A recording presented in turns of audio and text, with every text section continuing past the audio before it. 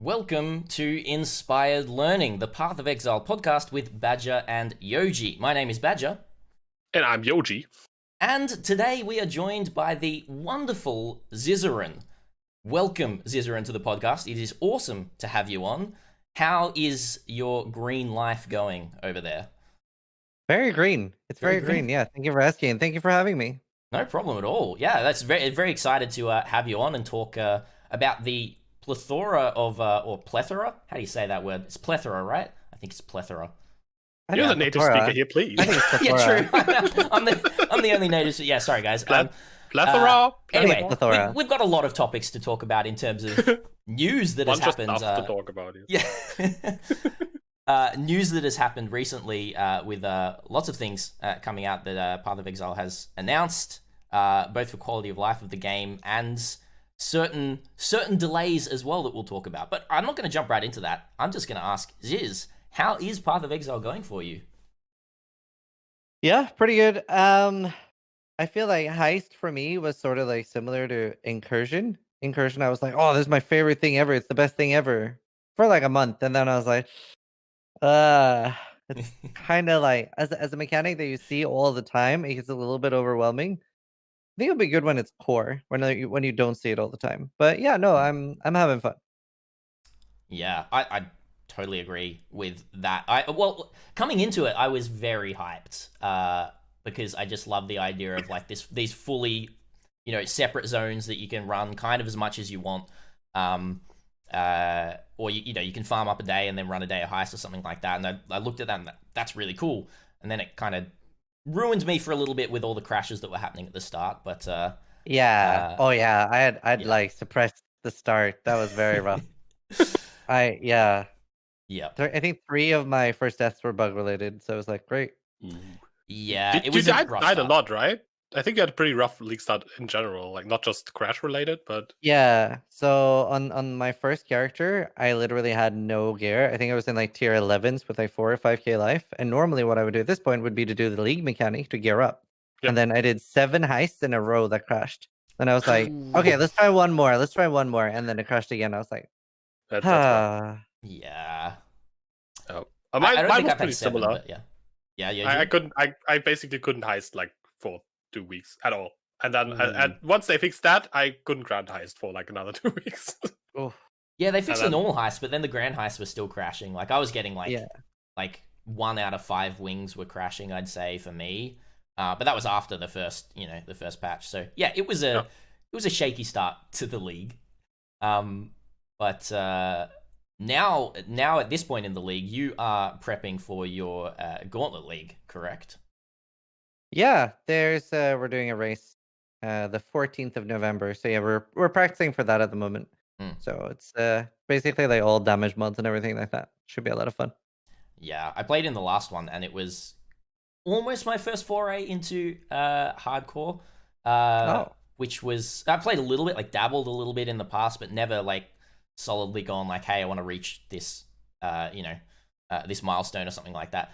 I would say that the Gauntlet League was lessened in difficulty with Harvest Crafts to begin with, but then it was still painful as a softcore player who's like, if I die every now and then, it doesn't matter. I don't push 100. I play softcore, I try really wacky builds and all that kind of stuff. So it takes a while for me to get into hardcore, but I'm it's very difficult league to do. Very difficult. I want to try the Gauntlet again. Yoji, you're gonna play the Gauntlet, right? Come on, Yoji. I'm thinking about trying out a little bit. I think I might like join the practice league, see if I can like manage the mods and how that all like kind of works out. But I probably can't play it because that's the weekend where my sister has her birthday, so I can't really start. Yeah, start to, like something with you, Yoji. It starts to like study. I have too much of this freaking IRL stuff. It's just like everywhere. Like whenever I try to plan something, it's just like kids here, relatives there, wife's planning stuff. She has a life too, and it's so annoying. Yeah. I just want a game. I just want to play a game. Pretty much like my entire life has just been a mission to like how little real life can I do and how much gaming can I do. That's my life. Yeah, at some point I did like made the mistake of okay, I want to like prioritize IRL, and it kind of like expanded and gaming just like now I'm left with like making one video, like one podcast a week, and like a little bit of PoE. It's hard to get back into that world as well once you've expanded that IRL, right? It's like, after like a few years, it's really hard to like get an abortion through on kids. I think it's illegal at that point. Well, I think it's a bit illegal, yeah. Yeah.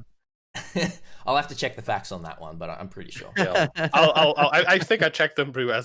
Okay. Divorces are even worse than that. This is a joke bit, by the way, everyone. Just so you know. No. Gauntlet League was super fun to play, but after I think my fourth character, I was like, yeah, I might wait until next league. So hopefully I'll get a little bit further. I got to tier 1 maps. I was pretty happy about that. So yeah. I feel like once you get to maps, it gets so much easier. The hardest thing, and I think whatever puts people off like those kinds of leagues, is just how rippy Act 1 and 2 is. Oh man. Because if you do get to maps, it's like you're rolling them blue, right? With no damage modes, then it's kind of just like a rippy map. But Act 1 and 2 is so insane. So whenever somebody gets one shot by Helix, they're like, you know what? If it's this hard in the start, I'm not playing. Yeah. Whereas it does actually get easier. I mean, you have like triple LES extra and lower resist, right? Yep. So early on, as long as you have low resist, you take like multiples of the damage you are used to. And then once you get resist, it actually becomes kind of like almost normal again after a while. Yeah. Yeah, totally. So yeah, that's what I felt. Once you get, yeah, I think probably the best item you can find early is like having a gold rim. It's like pretty much, yeah, pretty much. Because you don't. I mean, more damage is also nice if you find something else useful, but a gold rim is just like, yep. Chuck that on, you're good. Merval, come at me. No, yeah, Weaver's the big killer. Like Weaver was just so destructive in in both gauntlets, because there's been 2 now, right? Kind of. This is the second one. There was like the China Gauntlet, and then there's the China one. Of course, that's what I'm thinking of. Yeah. But this is the second Gauntlet cross Shopify Ziz Gauntlet. Which is pretty awesome. The first one that Shopify is backing up. They did the the heist race. Oh, the heist race. Yeah. See, I'm getting confused again. I'm just spewing too many events. Here too many events. Yeah. Well, no, it's really cool. I'm glad they're like helping support racing and stuff more. It's awesome. It's really, really cool to see more support coming through for racing, because like it's drawing in a really large audience, and people love to watch racing, whether they compete in it or not. Like it's still, it's good for Path of Exile as well. It generates new people coming in. It generates new people trying out new things and staying for longer times throughout the leagues. Yeah. Especially this time that you're doing Gauntlet is a really good time to do it, because most people have stopped playing or are about to stop playing Heist. But yeah. Do you know what was funny was the the date is obviously when Cyberpunk was going to launch anyway, and we were like, should we delay because of Cyberpunk? And we were like, no, I don't think so. Like I think people are going to be more excited for the Gauntlet than for Cyberpunk. And then they're delaying their entire game because of Cyberpunk. I'm like, really? I wasn't going to delay my race because of Cyberpunk. But okay. Nope. Well, now we find out that the actual reason why Cyberpunk is delayed, though, they were afraid of the Gauntlet. They just couldn't compete. They just couldn't compete. They heard. They got wind of it. Zizaran is doing his Gauntlet again. Wait, what? No, we have to delay. That's it. So if Cyberpunk is scared of the Gauntlet and Path of Exile is scared of Cyberpunk, how scared is Path of Exile of the Gauntlet? Now that's... don't know. Yeah. It's going too deep. But the delay, that was like big kind of controversial news, and I don't know how controversial it was. I think it's a pretty good move after, Chris came out with the second post and everything like that. But what do you guys think of the delay for Cyberpunk pushing themselves back, and then Path of Exile pushing pretty much a month back, right, for the next league? I think it's a very, very interesting and slightly scary precedent to set. Like I did like Chris's post. I loved how candid he was. I've never seen anyone like swear. I've also never seen a game dev company literally quote and say like, oh, this other game company is coming out with their game, we're gonna delay ours. The reason that I think it's like kind of strange is because there's no guarantee that Cyberpunk isn't going to delay again. It is very unlikely because they want to hit Christmas sales. Obviously, so GGG obviously would want that too. So they've delayed a lot of times already, right? They did yeah, yeah, exactly. Like they've delayed so many times. So I'm surprised that they directly named them. Like I would have been, I don't know. I think it's just very unusual, right? Then it's normally, very even if a unusual. company delays and you are like, it's because of that other game coming out, like WoW is They don't whatever. say it. They never say it, and everyone is like, they're delayed probably because of this, but they never say it. GG is just like, might as well say it at that point. Yeah, and it's interesting because I saw a lot of people doing like conspiracy theories, like, oh, they probably did it because they weren't ready. But I think if that was the case, like if they weren't ready and they said, like, look, guys, Chris Wilson here from Grinding Games. The expansion's not ready. We want to make sure that we don't do another heist, and we want to make sure you guys get the best league ever. There would have been 90% positive feedback, right? Whereas I think they got a lot of backlash for saying, like, yeah, by the way, Cyberpunk's coming out. We're not ready. Like, so I don't think that conspiracy theory is true because it would have been so much better optics for them to delay because of other stuff. Especially after heists, I think everyone in the community would have understood. It's like, look, we did this. We noticed this didn't go as well. They even made a post about like, we are changing our development plans or whatever. And it would have made so much sense. I think this is probably the actual reason this time around. Oh yeah, like, no, I think so for sure. And at the end of the day, like I'm not a big fan of it. Like I would have rather, like, I'm obviously biased because like Christmas as a content creator is like placed for like March through February. Or sorry, January to March. But so I'm obviously biased there. But like at the end of the day, they have the numbers. They're gonna decide what's best for their company. And I'll find other things to do. Like if I run out of PoE things to do, I'll play like other games like Last Epoch. Cyberpunk, yay!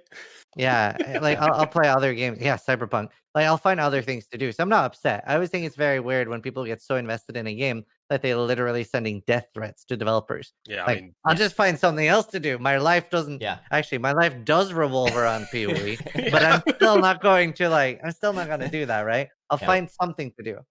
Yeah.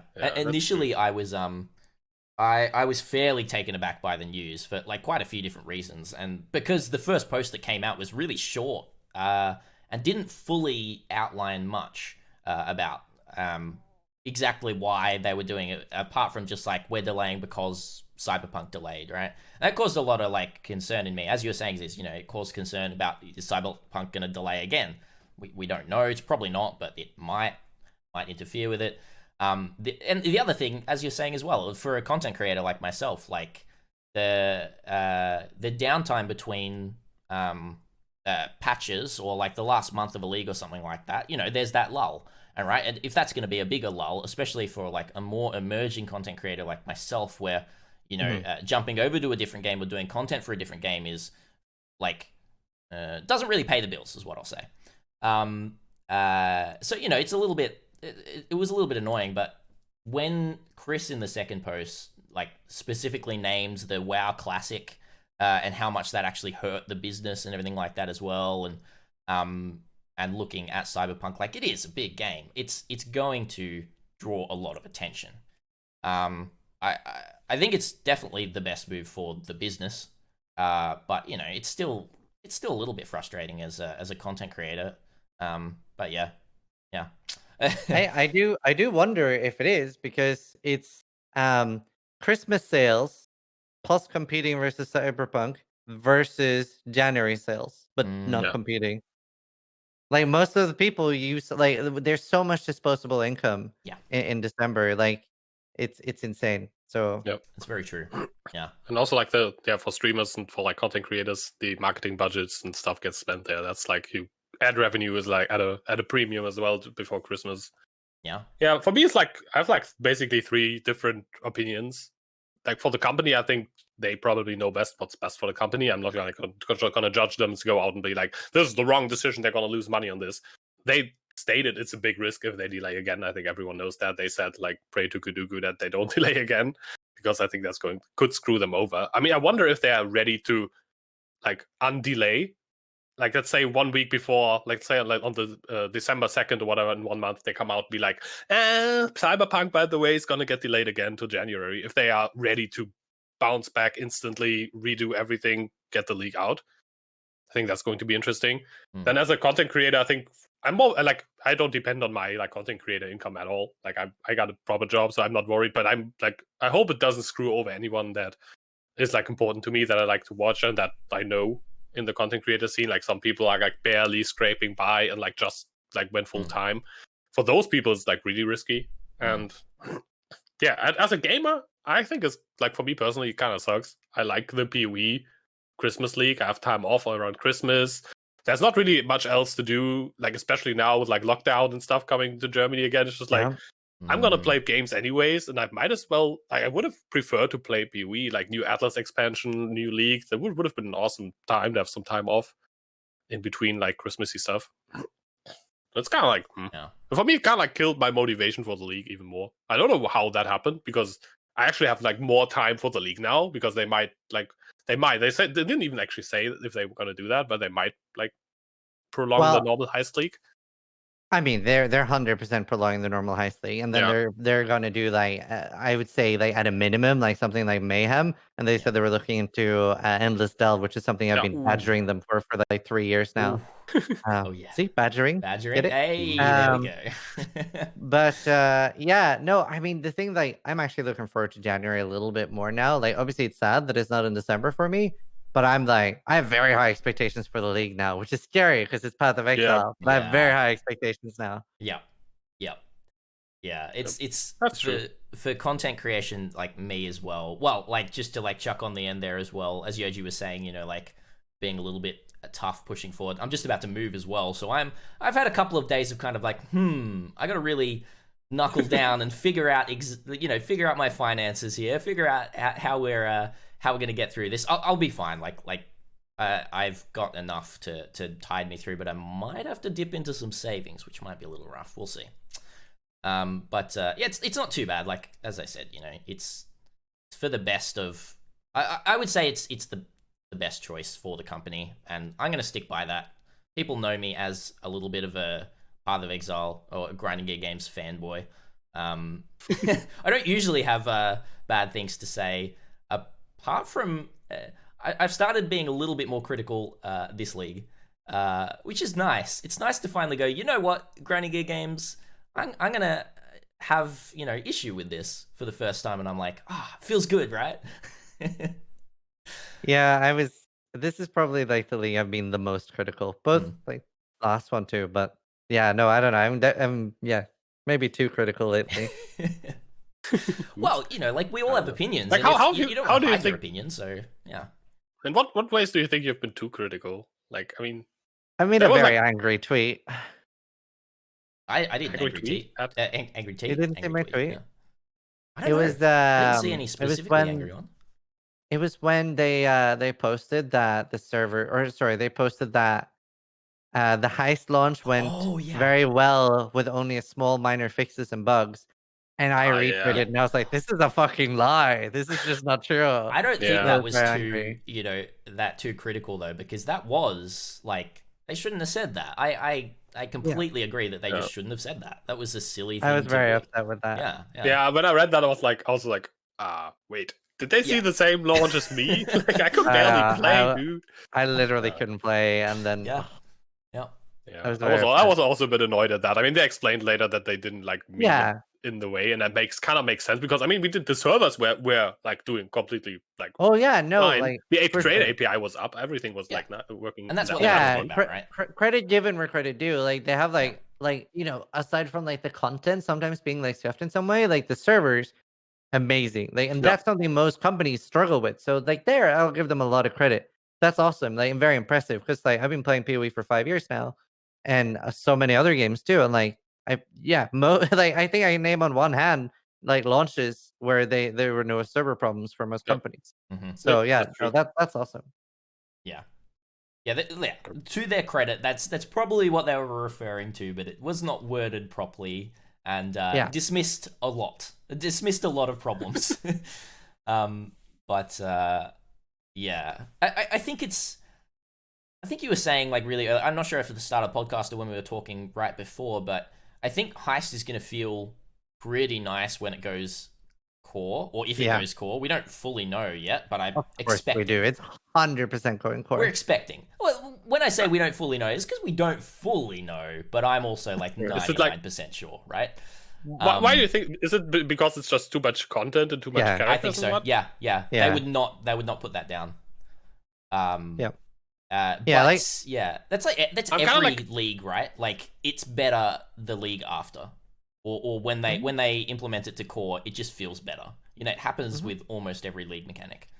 Like I didn't delve in its first league. I thought there were too many things that were abusable, but I think heist is way too rewarding. I feel like they've just thrown rewards at it to be okay, we know this is wrong with it, we know this is clunky, but look how rewarding it is. Forget about all the things that are wrong. I'd way rather it just felt smoother, and that it was the doors and stuff is too clunky. And then I wish maybe just they're focused a little bit too hard on the followers and how important they are. I can kill a god, but I can't smash open a box, or I can't smash down a door. I mean, I would rather see that be remade a little bit, and just it doesn't need to be that rewarding, because right now it's insanely rewarding. I just wanted to feel good.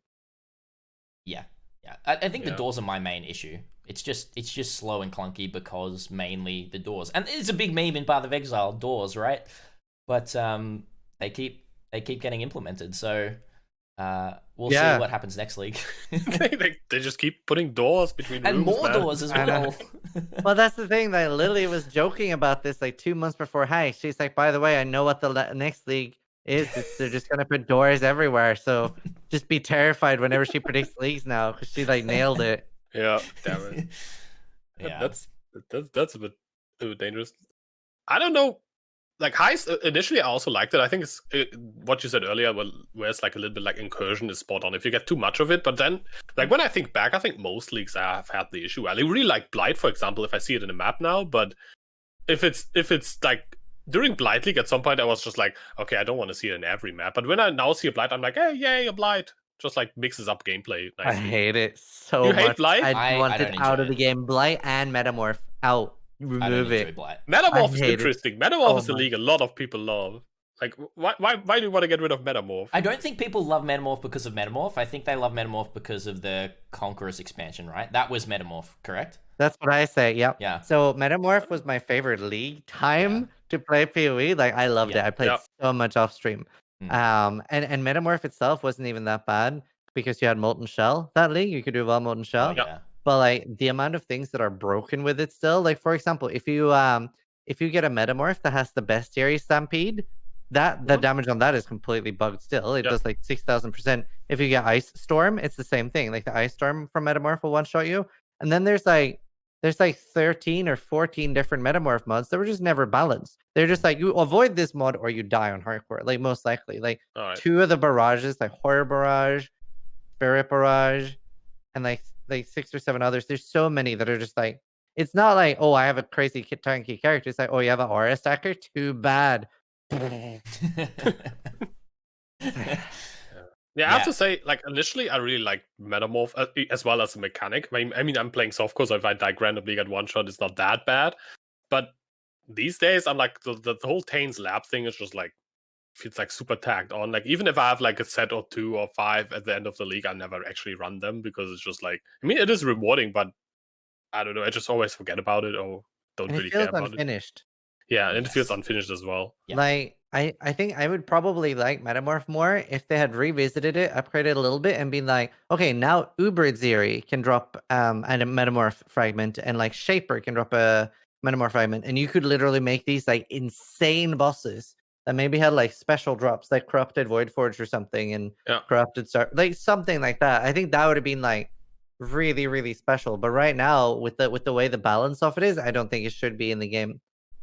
That's what I hope that Metamorph would have as an end game that never actually was there. When you, for example, let's say to make I don't know, a Metamorph out of all the Shaper Guardians or whatever, you get a Shaper Elder Metamorph thing or whatever, something end gamey, because it's a boss mechanic, and it would have made sense to have an Uber boss in there as well. But these days I'm also if Metamorph wasn't in the game, I don't know, I wouldn't miss it. Same. I don't mind it as much, because if I die to it, it's just whatever. But it's I can like sometimes you just get randomly one shot because even if you read the mods, you're like, oh yeah, damn, I missed one thing, or like one thing just does like 10 times the damage that you think it should do.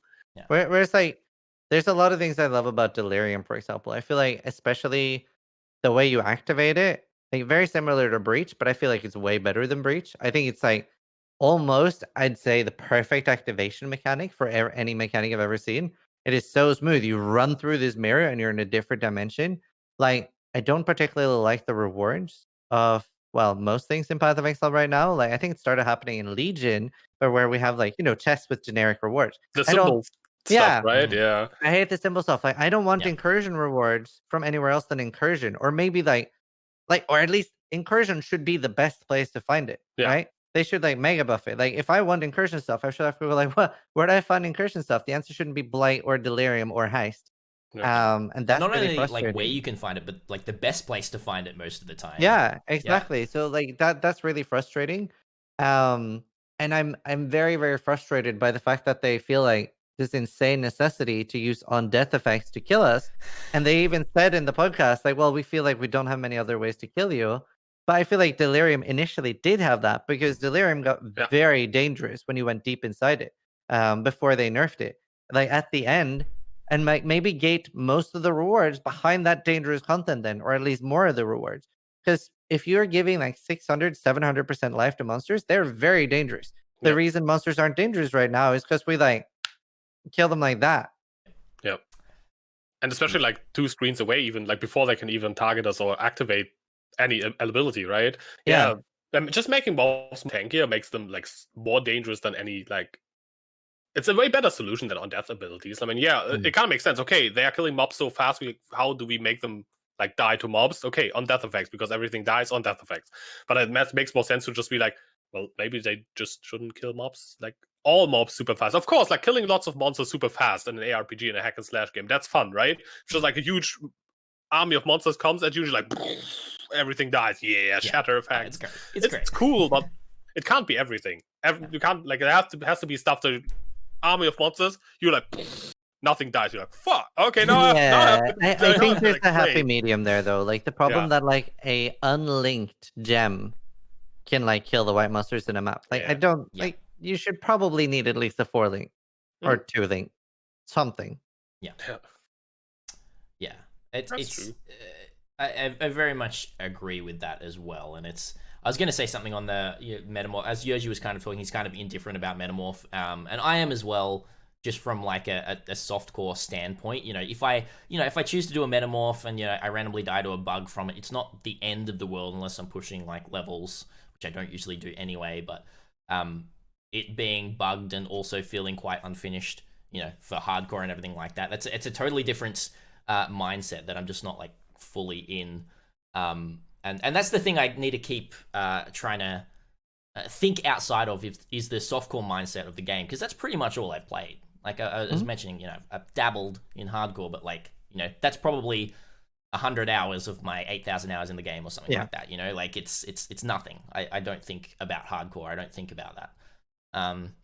Maybe I should just play more hardcore. Maybe next league is a hardcore league. We'll see. Did you try that like last league as well? I did, but I went into it without any sort of practice or anything like that, which was a bad idea, right? It was a bad idea. And then 2 weeks later, I was back in softcore, so yeah.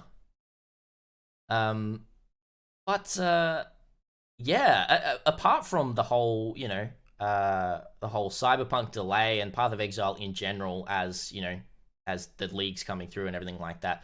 We just got announcements yesterday, right, of the affinities and folders coming like within 24 hours, I'm pretty sure, which is very exciting, I think. But there was, I right before they were coming out, I had the issue of like, is this going to be more pay to win? But then we got told that it's going to work with any sort of stash tab, which is really, really exciting. And I know, Ziz, you've been talking about that kind of stuff for a while as well, really advocating for new players to the game, getting that quality of life that we also kind of get with the stash tabs. So yeah, what's your general view on everything that's been announced? So when they first talked about the concept, like it's obviously like for a very long time in PoE, probably like the last 3 or 4 years, maybe even older, like being like a requested feature, like some sort of like automatic dump feature. And when they finally announced they were going to do it, I was like, "Ooh, how's this going to be?" And I like messaged them as well. I was like, is this going to be like super pay to win?" And they asked me for a little bit of feedback on it, and I was like, the number one thing that's most important is that it needs to be fully functional for free to play players, even if they only have 4 stash tabs. And I still thought that they were going to, I thought they were going to make it at least like a viable feature still. But they didn't. They made everything completely free to play. Not just that it works with free stash tabs, but that it actually, it's it's pretty great. I think like in itself, it is still like a bit of a pay to win feature because it's obviously so much more value for money if you do have those special stash tabs. But I think it's kind of needed at this point. I still think like something I'm advocating for every time I have like Chris on a podcast or something. I'm like, please give free to play players at least one more tab and like some sort of budget currency tab that you can upgrade later. Like similar to the way you can upgrade the current tabs to premium stash tabs. Actually, probably everything should be a premium stash tab right now. There probably shouldn't be any default tabs anymore. Um, that should just be the stash tab. But there should be like maybe if they don't want to give away a free one, give away like a budget currency stash tab that goes up to 50 or 100 because the people that are playing with literally only 4 stash tabs, they're probably like the reason they're not buying it is probably just because they literally can't afford it. So if you give people like 1 or 2 more, like I feel like most people that like can't afford it and like have regular jobs and stuff, I know like so many people with like 100 or 50 stash tabs and stuff. Yep. Yeah, it's have interesting. Way more stash tabs than I actually should have or need. It's an interesting point, like people playing with 4 stash tabs just not actually being able to afford it. It's something very important to keep in mind that I keep trying to remind people is Path of Exile. The whole the point system runs on well, it's US dollars everywhere, basically, right? So in a country where the living cost is significantly lower, but your earning cost is significantly lower, what that means is that, you're having to pay a lot more into the game, right? But, switching that around and making it cheaper to buy in certain countries also, makes it very exploitable for you to be able to, VPN or something like that, or get around that somehow just to buy cheaper. It's almost an unsolvable problem. But it's something that people forget about. Like it's not just like it's like, a couple of dollars for a stash tab, right? Like that is significantly more for some people just because of the way living costs and earning expenses work and everything like that. Yeah, and then like those free to play players as well are like very valuable to the game. Yeah, because something a lot of people don't think about, the most powerful thing, and this isn't just for games, this is for like movies, games, content creators, anything. The most powerful way of advertising is word of mouth, right? Like on like discoverability on anything isn't that great, but word of mouth, that's super powerful. So maybe I'm poor as shit, but my like super hella rich friend Yoji, I'm like maybe like I'm from like Thailand or Brazil or a country that I literally can't afford to spend $5 on stash tabs. But Yoji, he's from Germany. He's like a crazy scientist. He's making like hundreds of thousands of dollars per year. And I'm like, hey Yoji, you should check out this game. Do you want to play it with me? He starts playing it, and maybe I don't spend any money, but through word of mouth, I got my friend in, and he spends like $3,000 or $4,000 or $5,000 on the game, and that's really powerful. And then you also have like they're like inflating the stats of people that play as well. Like a lot of people will look for like most played games on Steam and on Twitch as well. So a free to play player is like very, very powerful still. Yep. Yeah, I think so as well. Like if you have a game that is like free to play and it still is like very fair towards free to play players, you can be like one of the most played games, let's say like in Thailand or whatever, like in a poor country, but like half of the country plays that game because literally it's the only game that you can actually properly play free to play that's still like good fun and has good content. You can get a lot of players instead of being like, hey, look at this game with like 100,000 players. You now look at this game with 500,000 players, and everyone's like, whoa, this game is huge. And of course, like anything like events and stuff will also have like a way greater reach, right? Like if you're a huge game, it's probably a lot easier to get like sponsorships for events and stuff like that. Yeah, it helps. It helps. Yeah, it's that old saying: if you're not paying for the product, you are the product, right? which it rings true in it's a very very kind of consumerist and capitalist kind of mindset there, but it is true. Like if you're playing free to play, you're vitally important to Path of Exile as an asset, right? So plus also like the community, right? If like a lot of people are playing, there's like a lot more community feeling. There's a lot more going on the forums, a lot more people to talk to. It's just more fun, like normally when there's like more people around to have play the game with, talk with. Yeah, I think that's pretty cool.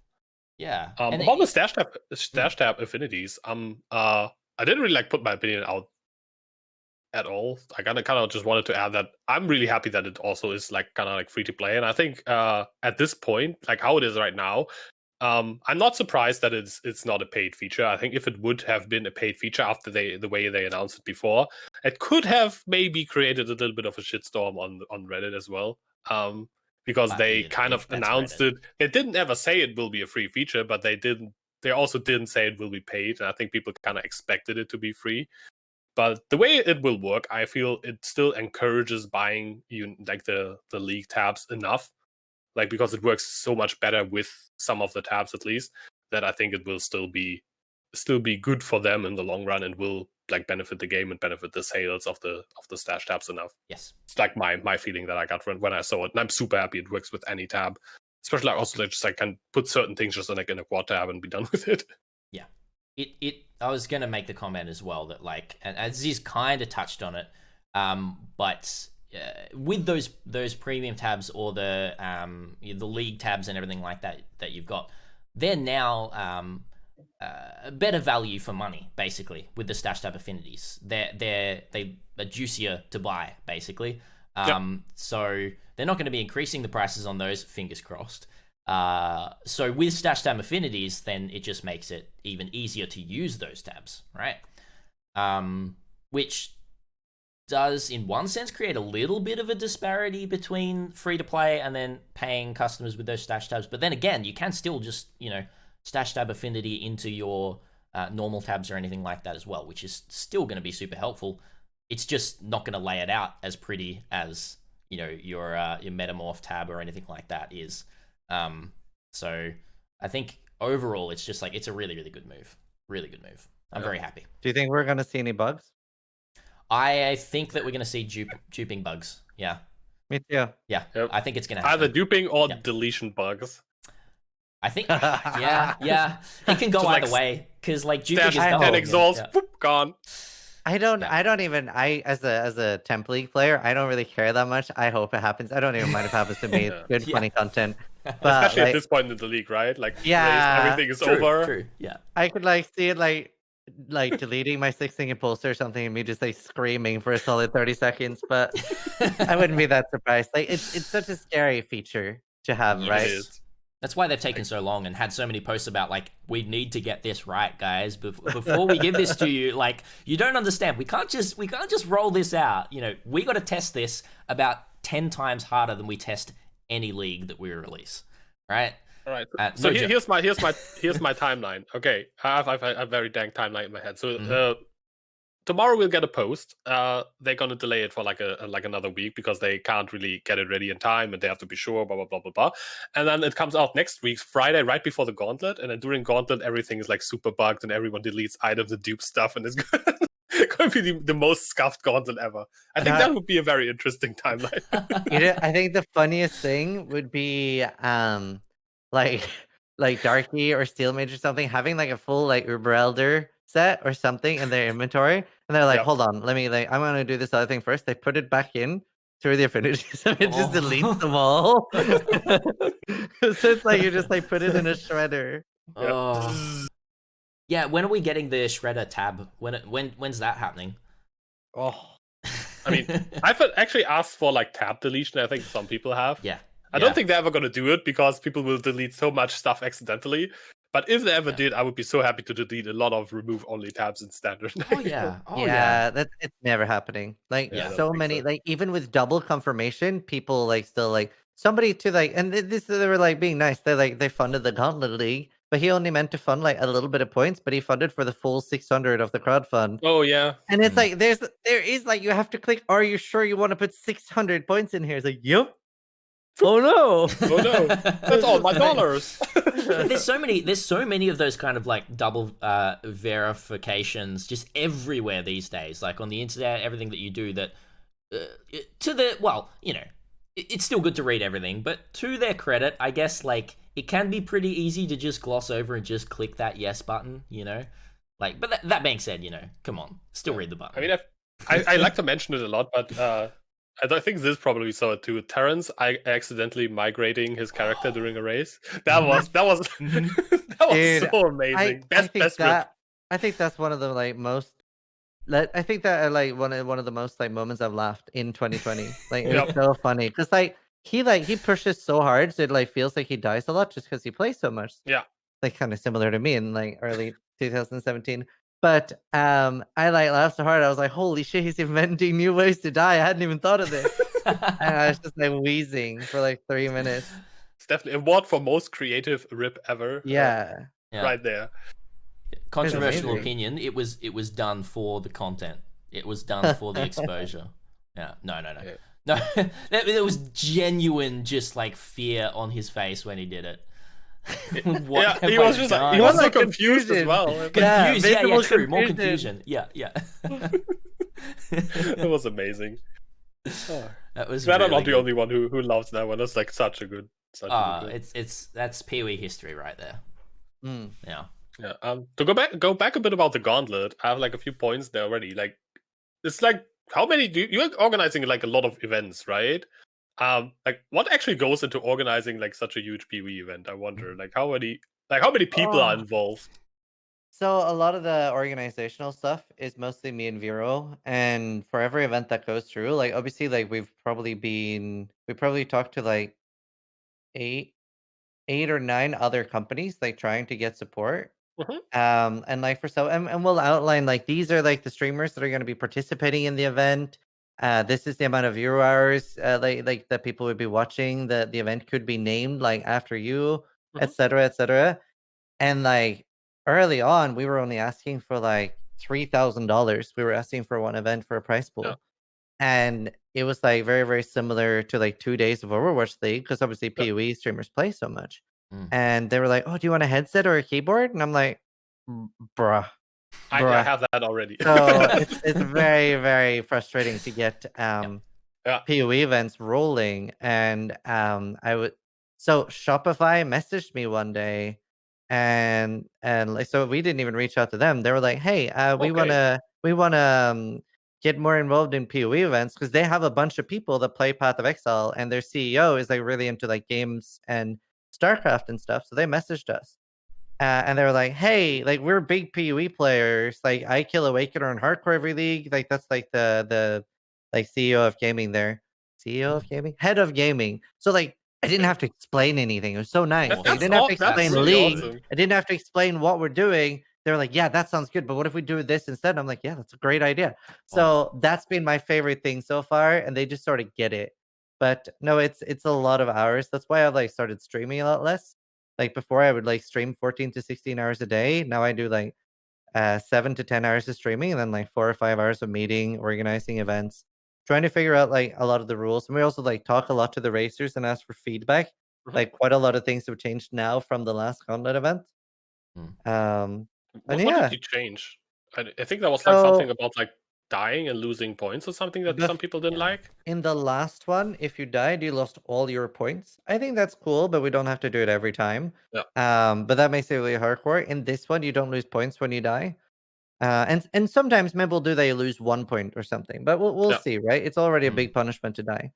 And in this one, technically there are no levels. Like levels stop counting at 95. The only reason we have it in is so that the audience can like have an idea, right? Because without it, they'll be like, "Who's winning? Oh, this person's like highest level." So we'll say that they're winning for now. Because PoE, it's such a hard game to like really understand what's going on in the races. Because there's so many like different things. Like even in other races, sometimes somebody could be 5 levels behind but leading, right? So and people could have like an insane map pool, but maybe they're like 3 levels behind, but they won't be because exactly, right? Like there's been races where I've been like rank 1 on the ladder, but I'm burning all my sextants, and somebody might have like 200 sextants. And I'm like, yeah, guys, I'm leading. For now. Oh, yeah, exactly. So it's like PoE is very, very hard to follow that way. We're Yeah, that's also true. doing delve points this time. We're not doing any of the delve bosses, I think, but we're doing points per 100 levels in delve. And delve is like very, very Oh, not dangerous just during this. not just like deepest delve, but actually Yeah, like per 100 that's points. really cool. Per 100. That's cool. And another thing that was a big change, like, well, actually, there's two more things, but another one is that we're doing like it's sort of like raffle for like different thresholds. So like if you're able to get to level 50, everyone that's like level 50 or higher is entered into a draw for a mystery box and a Path of Exile t-shirt. So PoE they chipped in with like $500 in microtransactions and 15 t-shirts from ExileCon. And That's then cool. it's like if you get level 90, you're in the raffle for a GeForce RTX 3080. If you get level 90 and 200 delve, it's like a Herman Miller chair. So there's like really cool rewards. Well, that's also Even pretty if difficult. Like 200 delve is nothing to scoff at as well. yeah. no, but it's like there's so many cool rewards just for Yeah. getting like 50, 60, 70, 80, 90 Right. and not just for like winning like rank 1 and stuff. Yeah. So because it's a big achievement. Even getting level 90 in this race is a big achievement. Yeah. Like even getting through the campaign, I think it's a especially if you're like first time hardcore trying it out and you get through the campaign, even if after with a few tries, that's like very respectable in my opinion. Yeah. So we're doing a lot of that, but no, it's and there's more people organizing too. Like we have like a lot of my moderators, like Mariki and other people help out with a lot of stuff, and then Scry does all the video stuff. Last time we had like we have like this is what we did for Heist, but we had like a team of 6 people like making the highlight videos. Okay, that's crazy. Yeah, so you have to like gather all the clips and stuff, right? Yeah. Like so we have like mini groups and teams of people that we like pay and hire. So it's a lot of stuff that goes into it. Yeah, that's really cool. That's like really cool. Like what's like how did you I mean, I know why you do it because you love racing, and there was nothing coming like from DGG. So my guess. That's why I started doing it. Like I was tired, and that's why I like a lot of people are like this. It's like weird that you as an organizer can win, and I'm like, bitch, I'm making races for me. Like that's why I'm making these things. I want to race. Like I used to meme that Ziz is paying people to race against him. That's like but it's actually kind of true. Yeah, no, it is. Yeah. Like, and this is actually one of the reasons I started doing content creation and racing because I started during the Soul Stuff on Hardcore flashback race. Or actually, it wasn't even Soul Stuff on Hardcore, but it was a flashback 1 month hardcore race, and there was like a Malachi race right before that. And I was like, these things are so cool. They're like, this is like only like a $1,000 Alienware laptop, but this is so fucking great. So I've always just since then I was like, I really miss racing, and I was like, oh, no one else is doing it. And then for the first race I did, the Awakener race, I did make myself ineligible to win, even though I was like still competing, because I was a little worried that people were going to be like, well, Sis surely has inside knowledge into how this boss works. I don't know if I would do that again in the future. I feel like most people would take my word that I don't. The way it happened, I literally messaged Chris and I was like, is there anything I can make an event around next league? And he was like, okay, I'm not going to tell you what the boss is called, but there is like they told us like basically. Yeah, they told us like as we were making the video kind of thing. Like and I made the video with him on his iPhone. I was like, oh cool. But like yeah, they like told me nothing. I didn't know how the boss worked, like anything about the watchstones or anything like that. I just asked like if there's something I can make an event around and then get some pointers on that and off we go. And I'm gonna like keep doing that as often as I can. Like obviously I would love to do like one gauntlet every league now. And they're like community funded. This time Shopify is doubling the price pool up to 25K. So it'd be really cool if we can hit like 50K total for that. And I think there's very few communities that can pull this off. Last time I was very surprised. There's like very, very chunky donations. Like I think the average donation was $58 last time, and we had like hundreds. They always make sure to like toss a bit in as well. I think a lot of streamers contributed as well. Well, yeah, and that's the thing, right? But like, but the general community does a lot. Yeah, but I'd be hoping for more like $1 and $5 donation because I feel bad when I see people donating like $700 and shit. I'm like, it's a lot of money, dude. It's a lot of money, and we obviously There's also a lot of good racing content though. Yeah, crazy. Yeah, it's pretty insane. It definitely is. You already said that it's like very worth joining as well for like normal players who can't like race for the like top spots, fight the bosses, but just like try to get level 90 plus and like grab some like random prizes. How do you feel about the slot limit? I mean, it did get increased by quite a lot now, but like, do you think you will have trouble getting everyone in this time? Oh yeah, I think it's gonna fill up in less than an hour. Yeah. I am gonna message them today and ask if they can give us 20k. But or yeah. Yeah. I mean, it's mostly the website. DGG said it's like a server issue, like stability, whatever issue or what something. It's the stability of the website, because obviously like the normal leagues you can have like 200,000-300,000 people, and we can see like the servers are doing great. So it's just the fact that the website crashes completely. Oh no! And it did in Queen's League, right? At around like it crashed at 8K or something. Yeah. Yep. Ooh. 8. Okay. Yeah. But like the way we do it as well, we have like an early access window where you can buy in for, I think it's $3 worth of points. So if you like help crowdfund for 30 points, you get in early. Okay. And so that means like it's like 1,000 or 1,500 people get in there, and that's like pretty attainable. So hopefully like everyone that really wants to play should be in already. And we also do have like the verified racer list, and we always invite everyone there. Like I think it's only like 3-hour or 2-hour Kitava. Act 5 Kitava to get in on that list as well. So hopefully that's cool. I didn't actually know that. Yeah. So everyone that like really wants to and can, like, they should be able to get in. Okay. That's cool. So basically if you can prove that you are actually competitive, then you can get in. That's cool. Yeah. And 2 hours is nothing to laugh at. 2 hours Act 5 Kitava is pretty respectable. Yeah. Yep. That does need some practice at least, yeah. That's true. My best. What was my? Oh yeah, my best was like 2 hours 4 minutes. I was so cut. Like, no, I gotta practice more. So close. Can't play the Gauntlet League now. No. You'll get it. Yeah. What are you hoping in terms of like a long-term scope? What are you hoping for PoE racing, or I guess I think Yoji put it nicely in this document here. PoE-Sports. What are you hoping for like the future, right? Sure. So my immediate goal is to have one event nearly every league of around at least $30,000 or higher. So every 3 months, and then within a year or two, ideally within a year, have one event with $100,000 prize pool or higher. And I also want to do like a really large launch event for PoE 2. I actually also really want to do events for other ARPGs as well. Like especially something like Last Epoch. I feel like that's the one with the most potential. But I would love to do events for other things as well, and not just Path of Exile, but like everything. Awesome. Really cool. Yeah. That's really awesome, yeah. So I mean Last Epoch currently feels a lot like PoE used to back in the day. It's like it's very unpolished, very like not quite there yet, but it has all the potential in the world, it feels like. Yeah. And now they have Carvaruscu working for them, so can only be good then. No, that's really good. And yeah, PoE 2 I think will have like such a huge impact. But also 3.13 will have a new end game, so there's going to be a new boss, right? That could be. I'm hoping for Uber Cirrus, but I don't think anyone is hoping for Uber. I'm hoping for it. Yes, please. I want a 4 Conqueror boss rush into Uber Cirrus in the one, I'm a massive fan of Uber bosses. I think Uber Edziri I think it's still the best thing designed, or at least like that and Uber Elder. Like both of those, they're so good. And like Uber Edziri really like stood the test of time. I'm so impressed. Yeah. Like there's been a few leagues where people glass cannoned her down, but like it's such a well designed. Like both of them really.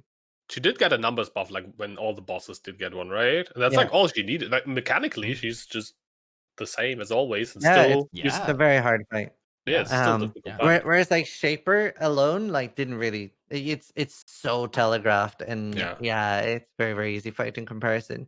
But no, I think boss fights in PoE is pretty great, except for Cyrus.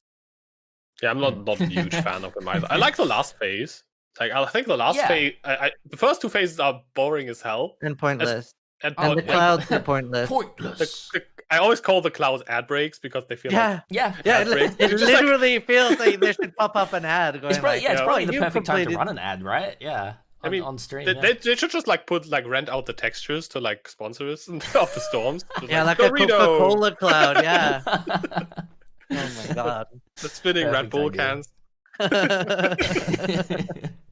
Yeah, no, it's very, very frustrating, and like I don't like Veritania or Baran, but other than that, Veritania, I can see Baran because he's like, depending on if he like spreads out his attacks or not, it's basically like one shot or not one shot. I think he's like super weird. Also, like, I don't know, he's not telegraphed. He's just like, yeah, Baran I hate because like the auto attack is the most dangerous thing. I kind of feel like that for Veritania as well. Obviously, it's more of a slam combined with an auto attack, but it's also the fact that for like I've done it on like some like worse builds. Like I had a really like low weak DPS or shutter build, and like the way she moves with like the and standing inside the clouds and stuff is just not fun.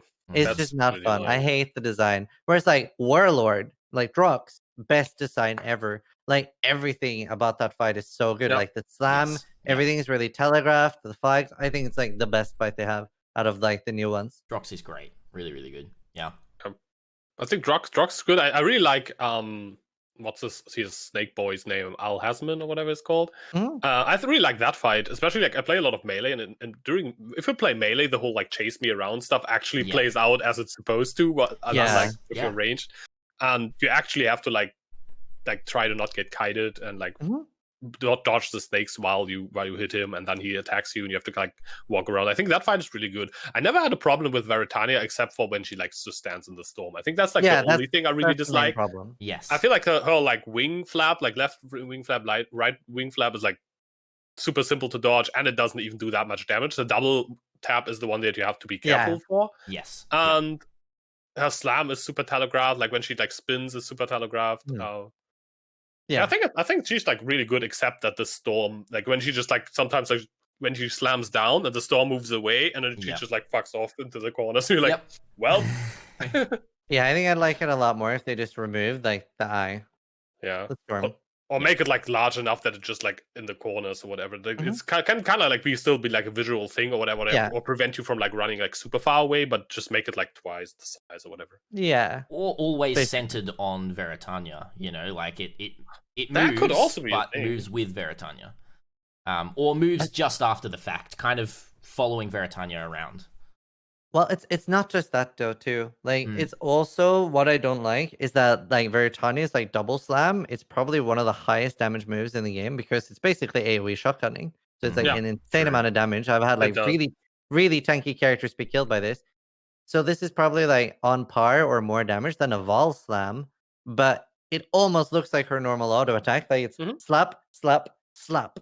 Right? Yeah. It's not very clear. If it maybe her like wings started glowing or something and it was slower and had a wind up, I think that attack would be like easier to justify.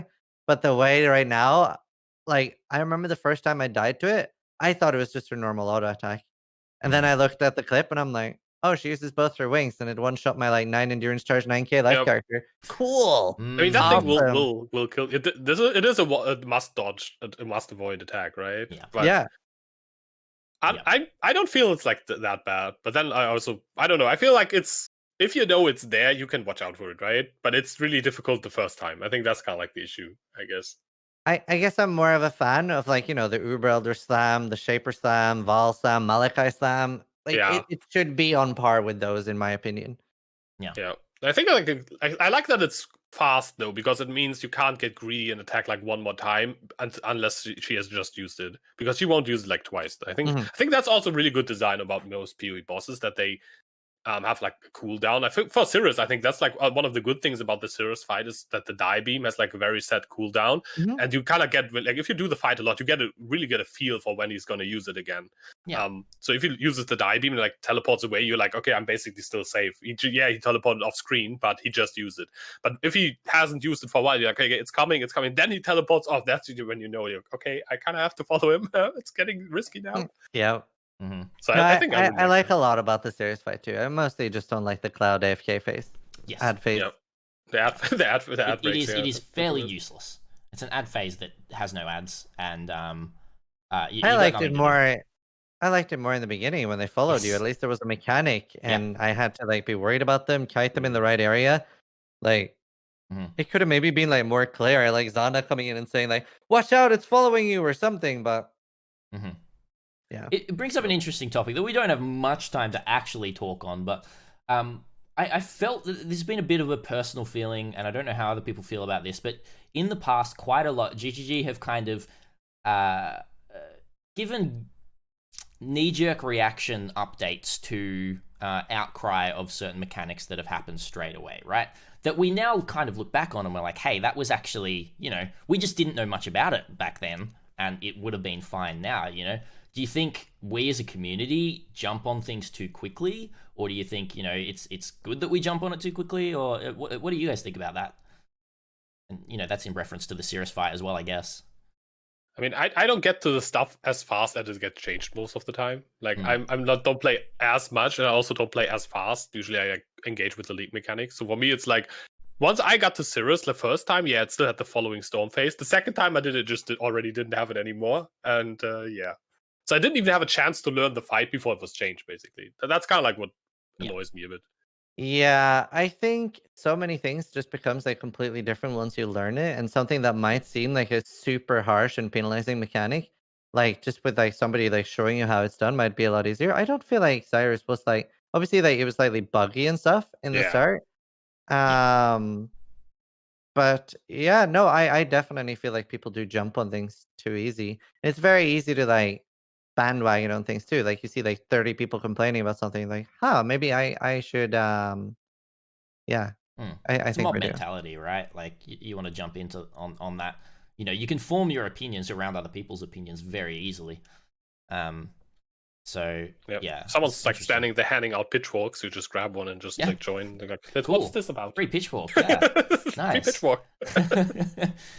yeah, it's something that I've thought about for a while, and like it. I felt that it happens in Heist as well, with the just complete removal of the alert when killing monsters. It kind of felt like a knee-jerk band-aid fix to a different problem in my eyes. And there's a bunch of other things as well, but there's a fine line between making the game difficult and making your player base happy about it being difficult.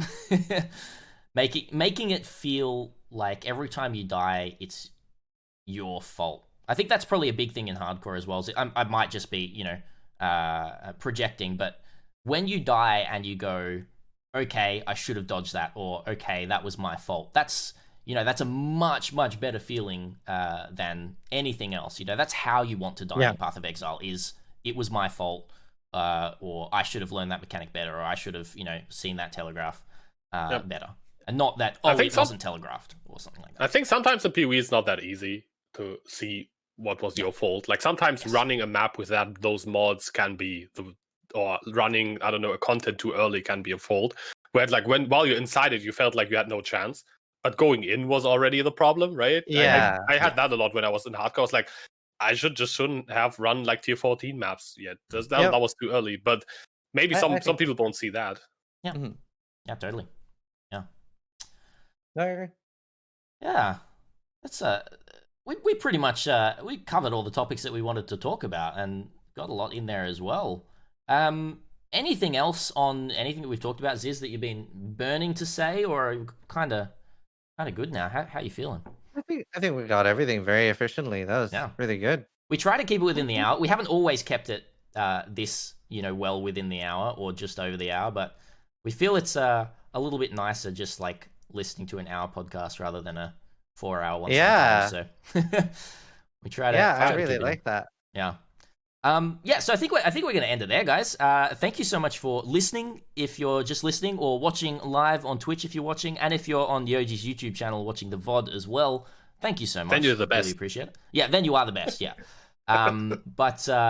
Definitely go and check out the VOD if you came halfway through in the live feed of this, or if you're more of a podcast person. Once again, we are on all major podcasting applications. Usually takes about a day to get up there.